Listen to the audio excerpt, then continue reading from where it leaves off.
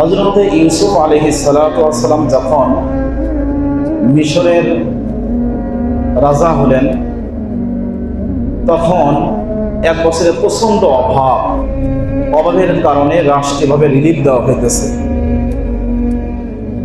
তো অনেক লম্বা লাইন, ইউসুফ আলাইহিস সালাতু ওয়াস সালাম একদম খাজানার পাশেই বসে আছেন। এমন অবস্থায় একজন যুবক এসে উনি বললেন যে, হে আমিরুল মুমিনিন, আমি খুবই দরিদ্র, আমাকে রিলিফ ডবল দেওয়া হোক। তো সবাইকে দেওয়া হচ্ছে একবার করে, 5 কেজি 10 কেজি 20 কেজি যা দেওয়া হয় একবারই দেওয়া হইতেছে। উনি আবদার করলেন আমাকে আবার দেওয়া হোক। তো ওনাকে দিলেন, যেহেতু আবদার করছে। ইউসুফ আলাইহিস সালাম ভাবলেন সে খুবই গরিব। তো আরেকবার দেওয়ার পরে উনি তৃতীয়বার আবারও চাইলেন যে আমাকে আরেকবার দেওয়া হোক। ইউসুফ আলাইহিস সালাম বললেন যে, আরে বাপ, এখানে তুমি দেখতে পাচ্ছ অসংখ্য মানুষ রিলিফ নেওয়ার জন্য এখানে আসছে। বর্তমানে মিশরে অভাব অনটন চলতেছে, আমরা কাউকে বেশি দিতে পারবো না, সকলকে তার প্রাপ্য বুঝে দেওয়া হবে, সকলেই যেন খাওয়া দাওয়া করে বাঁচতে পারে। যুবক বলল, আমিরুল মুমিনিন, আমি যদি আমার পরিচয় ব্যক্ত করি তাহলে 3 বার তো দূরের কথা, আপনি 100 বার দিতে বাধ্য থাকবেন। মানুষের সম্মুখে যখন আমিরুল মুমিনিন, মিশরের সর্বোচ্চ কর্তা যিনি ইউসুফ আলাইহিস সালাম, ওনাকে এই কথা বললেন, ইউসুফ আলাইহিস সালাম নিজেও আশ্চর্য হয়ে গেছে, কয় কি, আমার মুখের সামনে কথা? ইউসুফ আলাইহিস সালাম বললেন, তুমি তোমার পরিচয় ব্যক্ত করো, তুমি এমন কে যে তোমাকে আমার অনেক রিলিফে মাল দিতে হয়? বলো দেখি, পরিচয় বলো। আমরা অনেক সময় পরিচয় দিই কিনা? অনেকে ক্ষমতা ব্যবহার দেখায়, অমুক মন্ত্রী এই ওই বিভিন্ন ক্ষমতা দিয়ে রাষ্ট্রীয় যে উপকার সে অর্জন করতে চায়। ইউসুফ আলাইহিস সালাম ভাবছিলেন যে সে হয়তো বিশেষ কোনো ক্ষমতাবান ব্যক্তি, না, তুমি পরিচয় বলো।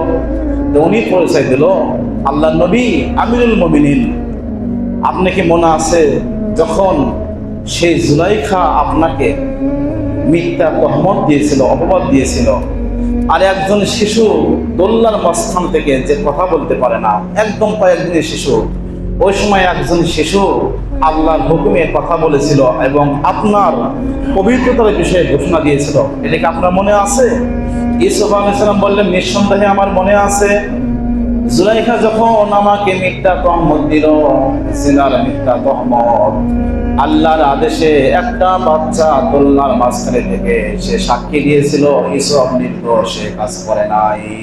এটা মনে থাকবে না? মনে থাকারই তো কথা।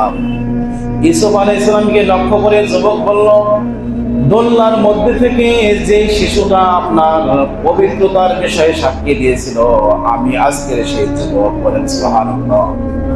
ইউসুফ আলাইহিস সালাম খুশি হলেন আর বললেন, আরে বাপ, আমি তো তোমাকেই খুশি, তুমি আমার যে উপকার করেছো এটা ভোলার মতন নয়। ইউসুফ আলাইহিস সালাম খাজানার যারা দায়িত্ব ছিল, যারা রাষ্ট্রীয় কোষাগারের দায়িত্বে, বললেন ওদেরকে 100 মণ দিয়ে দাও, প্রায় 100 মণ। 100 মণ, তাহলে অন্যদেরকে দেওয়া হইতেছে কয়েক কেজি করে। আর সেখানে বিশেষ ব্যক্তি হওয়ার কারণে ওনাকে দেওয়া হলো 100 মণের উপরে। এই ক্ষমতা ইউসুফ আলাইহিস সালামের ছিল বা আছে।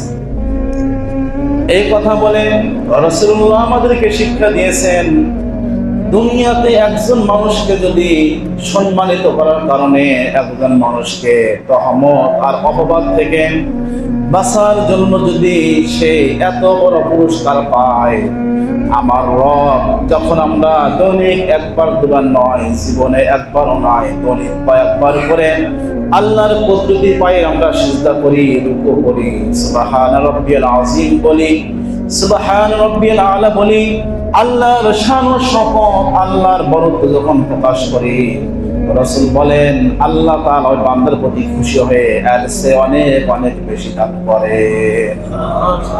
যদি নামাজটা এমন হয়, নামাজটা যদি নেওয়ার মতন হয়, এই জন্য আসুন আমরা বেশি বেশি সিজদা করি, বেশি বেশি রুকু করি, সুবহান রাব্বিয়াল আযীম, আল্লাহ পবিত্রতা আমরা বর্ণনা করি, সুবহান রাব্বিয়াল আলা, আল্লাহ পবিত্রতা বর্ণনা করি।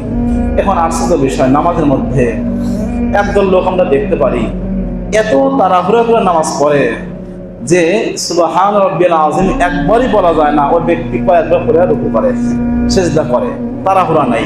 তাড়াহুড়ো করা যাবে না, ধীরে স্থিরে ইতমিনানের সাথে নামাজ পড়েন, সালাত আদায় করেন। সুবহান রাব্বিয়াল আযীম ধীরে স্থিরে পড়েন। সুবহান রাব্বিয়াল আলা, আল্লাহ যেন আপনার এই তাসবিহ শুনে সন্তুষ্ট হয়ে যায়, খুশি হয়ে যায়। তো নামাজ কি ধীরে স্থিরে পড়বেন না একদম ফোর্সে গতিতে? বলেন ধীরে স্থিরে, তাড়াহুড়া নাই।